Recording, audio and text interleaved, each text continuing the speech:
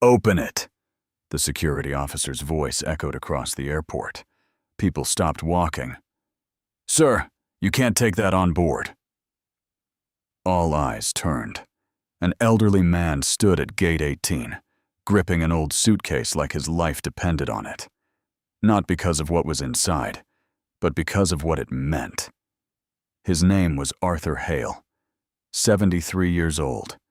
His coat was worn, his hands slightly trembling, but his eyes were steady. I'm not leaving without it, he said quietly. Passengers nearby slowed down, some annoyed, others curious. A staff member stepped forward. Sir, you're delaying boarding. Arthur didn't argue. He didn't even look at them. Instead, he looked up at the departure screen. Flight 302 to Seattle. For a moment, he just stared at it, like it wasn't just a flight, yet like it was something he had been waiting for years. I've already waited long enough, he whispered. There was something in his voice, not anger, not frustration, something heavier, something time couldn't erase. Security stepped closer. Sir, we need to inspect the bag. For a moment, it looked like he might refuse. His grip tightened. Then, slowly, he let go. The suitcase was placed on the floor. The metal latch clicked open, and everything changed. Inside, there were no clothes, no electronics, just letters, dozens of them, old, yellowed, carefully tied together. The noise of the airport faded. Arthur stepped forward slightly. My brother, he said quietly, was on a flight that never arrived. No one moved. Yeah, these letters were found years later, in what was left. He paused.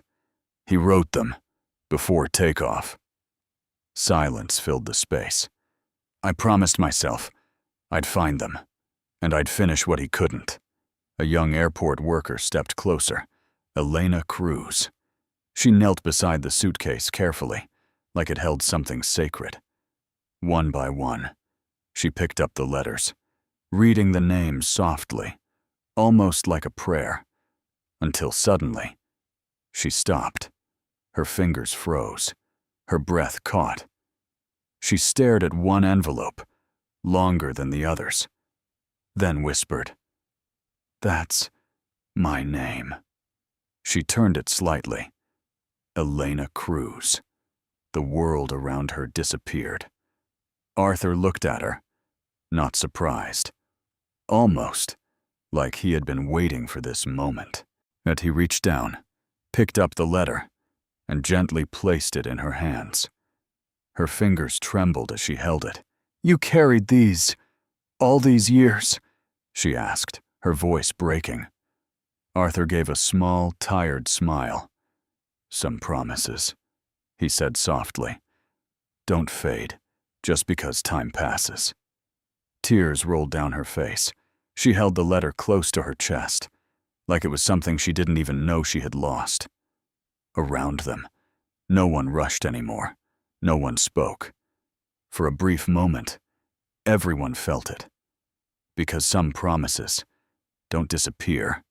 They wait. They travel. They endure, just to reach the person they were always meant for. And sometimes, they arrive when you least expect them. If you were in her place, what would you do after opening that letter? And do you believe some promises are meant to find us, no matter how long it takes? If this touched your heart, leave a